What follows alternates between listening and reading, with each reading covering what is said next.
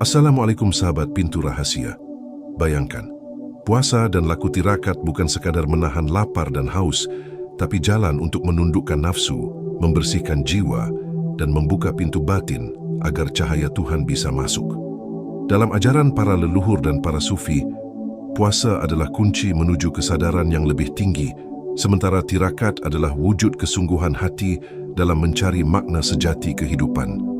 Keduanya adalah dua sisi dari satu jalan sunyi, perjalanan kembali kepada diri yang hakiki. Puasa bukan hanya ritual, tapi latihan untuk mengendalikan diri dari segala bentuk keinginan yang mengikat manusia pada dunia. Ketika perut lapar dan tenggorokan kering, sesungguhnya bukan tubuh yang diuji, melainkan hati. Dalam keadaan lapar, tabir antara diri dan Tuhan menjadi lebih tipis.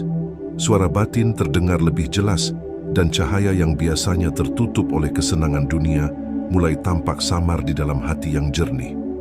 Tirakat di sisi lain adalah bentuk kesungguhan spiritual yang lebih luas dari puasa. Tirakat bisa berupa menahan tidur, menahan ucapan, menyepi dari keramaian, atau menempuh tapa dalam waktu tertentu. Dalam tradisi Jawa, laku tirakat dilakukan bukan untuk mencari kesaktian, tetapi untuk membersihkan diri dari kotoran batin, agar hidup selaras dengan kehendak Sang Maha Kuasa. Seseorang yang sedang tirakat sedang belajar untuk tidak diperbudak oleh hawa nafsu dan membiarkan nur ilahi membimbing langkahnya. Para leluhur Jawa percaya bahwa orang yang mau menempuh tirakat berarti ia sedang mengosongkan dirinya dari segala pamrih. Dalam kekosongan itulah muncul kekuatan sejati, bukan kekuatan untuk menguasai, tapi kekuatan untuk memahami. Sebab semakin kosong hati seseorang, semakin ia mampu menampung rahasia langit. Tirakat adalah ilmu keheningan, di mana seseorang belajar berbicara dengan semesta tanpa suara. Puasa dalam pandangan tasawuf adalah sarana untuk menundukkan ego. Selama manusia masih diperintah oleh keinginan, ia tidak akan pernah menemukan ketenangan. Puasa mengajarkan bahwa kebahagiaan tidak berasal dari apa yang masuk ke dalam tubuh, tetapi dari ketenangan yang lahir di dalam jiwa. Seorang sufi berkata, lapar adalah jembatan menuju pengetahuan, karena dalam keadaan lapar, hati menjadi lembut dan pikiran menjadi jernih. Tirakat juga sering dilakukan oleh para wali dan orang bijak sebelum mendapatkan petunjuk besar. Mereka mengurung diri dalam gua, berpuasa, menyepi di gunung, atau duduk di tepi sungai selama berhari-hari. Bukan untuk menunjukkan kesaktian, tapi untuk melepaskan diri dari kebisingan dunia, agar bisa mendengar bisikan kebenaran. Dalam kesunyian yang panjang, manusia mulai mengenal dirinya sendiri, dan dalam mengenal diri, ia menemukan Tuhan. Puasa juga memiliki makna simbolik yang dalam. Ketika seseorang menahan diri dari makan dan minum, sesungguhnya ia sedang belajar menahan diri dari sifat rakus dan tamak. Ketika ia menahan lidah dari berkata kotor, ia sedang melatih kesadaran bahwa setiap kata adalah doa. Dan ketika ia menahan amarah, ia sedang menundukkan api dalam dirinya agar berubah menjadi cahaya yang menenangkan. Tirakat adalah bentuk nyata dari kesungguhan spiritual. Tidak semua orang mampu menempuhnya, karena ia membutuhkan kesabaran dan keteguhan yang luar biasa. Tirakat bukan sekadar menahan diri, tapi juga menyerahkan diri sepenuhnya pada kehendak Tuhan. Orang yang menempuh tirakat sejati tidak lagi mengejar hasil, karena hasil bukanlah tujuannya. Yang ia cari hanyalah kehadiran Tuhan di dalam setiap langkahnya. Dalam laku Jawa, tirakat sering dilakukan dengan berbagai cara, seperti mutih, hanya makan nasi putih tanpa lauk, ngerowot, hanya makan buah-buahan, patigeni, menutup diri dalam kegelapan tanpa makan dan minum, atau kungkum, berendam dalam air di tengah malam sambil bermeditasi. Setiap bentuk tirakat memiliki makna simbolik tentang penyucian diri. Mutih melambangkan pemutihan batin, patigeni melambangkan pembakaran ego, dan kungkum melambangkan penyerahan diri kepada keseimbangan alam.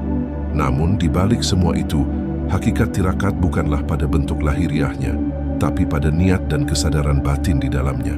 Sebab orang yang menahan lapar tanpa niat, menyucikan hati, hanyalah sedang menyiksa tubuhnya. Sementara orang yang berpuasa dengan hati yang ikhlas akan merasakan kedamaian yang tidak bisa dijelaskan dengan kata. Dalam pandangan Sufi, puasa dan tirakat adalah latihan untuk mati sebelum mati. Ketika seseorang mampu menahan keinginan, ia sesungguhnya sedang mematikan sebagian dari dirinya yang duniawi. Dan ketika nafsu itu mati, ruh akan hidup. Disitulah seseorang mulai merasakan makna sejati dari kehidupan, bahwa hidup bukanlah sekadar makan, tidur, dan mengejar keinginan, tapi tentang mengenal sumber kehidupan itu sendiri. Orang yang menempuh laku tirakat tidak lagi mudah terguncang oleh dunia. Ia tidak takut kehilangan, karena ia sudah biasa menahan. Ia tidak sombong saat diberi, karena ia tahu semua hanyalah titipan. Ia hidup dalam kesederhanaan, tapi jiwanya luas seperti samudra. Puasa dan tirakat adalah cara manusia untuk mendekat kepada cahaya ilahi.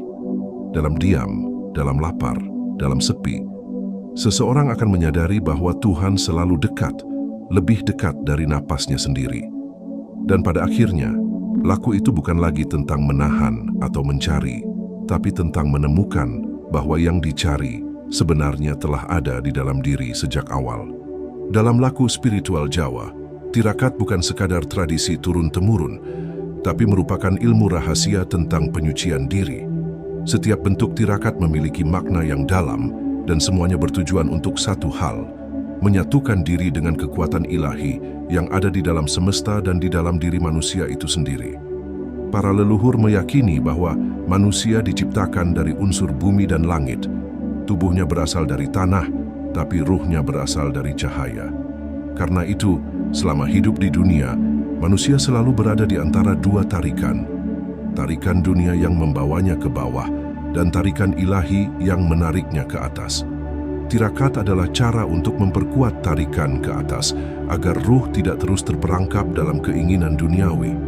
Salah satu bentuk tirakat yang paling dikenal adalah mutih. Orang yang melakukan mutih hanya makan nasi putih tanpa lauk, tanpa garam, dan tanpa rasa.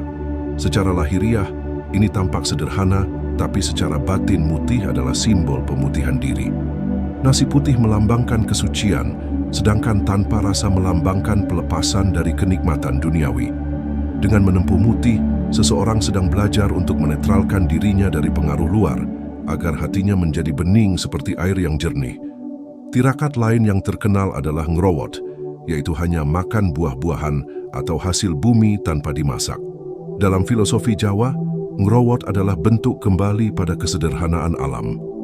Manusia belajar untuk hidup dari apa yang diberikan bumi tanpa berlebihan.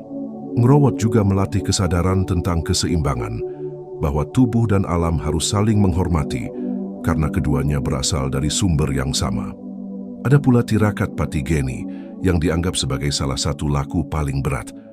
Dalam patigeni, seseorang menutup diri di tempat gelap selama 1 malam atau lebih, tanpa makan, minum, atau berbicara.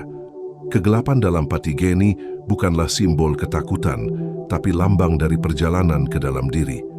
Dalam gelap, mata tidak lagi berguna, dan hanya hati yang bisa melihat. Di sanalah seseorang akan berhadapan dengan bayangannya sendiri, egonya, ketakutannya, dan nafsunya. Jika ia mampu melewati kegelapan itu tanpa gentar, maka ia akan menemukan cahaya sejati yang bersinar dari dalam dirinya. Tirakat lain yang sering dilakukan adalah kungkum, berendam di air pada tengah malam atau menjelang fajar. Air dalam kungkum melambangkan kesucian dan keseimbangan. Ketika seseorang berendam dalam air yang sunyi, ia sedang menyerahkan dirinya sepenuhnya kepada alam. Suara malam yang hening, dinginnya air, dan sepinya suasana menjadi ujian bagi tubuh dan jiwa. Dalam keadaan itu, manusia akan belajar untuk diam sepenuhnya, membiarkan alam berbicara dalam bahasa yang hanya bisa dipahami oleh hati yang tenang. Ada juga tirakat ngeblank, di mana seseorang menutup diri dari dunia untuk waktu tertentu. Tidak makan, tidak tidur, tidak berbicara, dan tidak bertemu siapapun. Ini adalah latihan pengendalian total atas diri. Dalam keheningan dan kesendirian yang panjang, kesadaran seseorang mulai berubah. Ia mulai memahami bahwa segala hal di dunia ini hanyalah bayangan dari sesuatu yang lebih nyata di alam batin. Semua laku tirakat itu pada dasarnya mengajarkan satu hal, bahwa manusia harus belajar mengendalikan dirinya agar tidak dikendalikan oleh dunia. Semakin banyak ia menahan, semakin kuat ia mengenal dirinya sendiri. Semakin ia mengenal dirinya, semakin dekat ia dengan Tuhan. Sebab, seperti ajaran para arif, barang siapa mengenal dirinya, ia akan mengenal Tuhannya. Puasa dan tirakat juga memiliki manfaat yang tidak tampak bagi mata biasa. Orang yang menempuh tirakat dengan sungguh-sungguh seringkali memperoleh ketajaman batin, firasat yang halus, dan kekuatan jiwa yang sulit dijelaskan. Tapi para leluhur selalu mengingatkan bahwa karomah bukanlah tujuan melainkan akibat. Yang utama adalah penyucian hati, bukan pencarian keajaiban. Karena semakin tinggi ilmu seseorang, semakin rendah hatinya seharusnya. Tirakat juga mengajarkan kesabaran yang luar biasa. Orang yang mampu menahan lapar, haus, dan sepi untuk waktu lama akan memiliki keteguhan hati yang tidak mudah diguncang oleh dunia. Dalam kehidupan modern yang serba cepat dan penuh godaan, nilai-nilai tirakat menjadi sangat langka. Manusia lebih sering mencari kesenangan instan tanpa menyadari bahwa ketenangan sejati lahir dari pengorbanan dan pengendalian.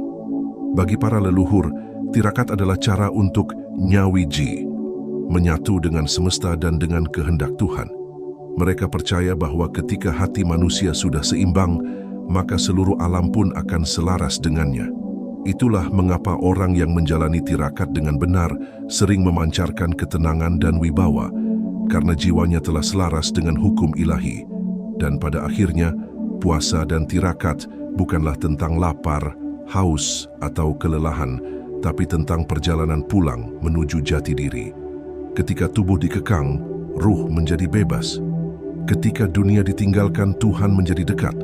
Dan ketika semua keinginan telah padam, yang tersisa hanyalah keheningan. Keheningan di mana suara ilahi berbisik lembut di dalam jiwa.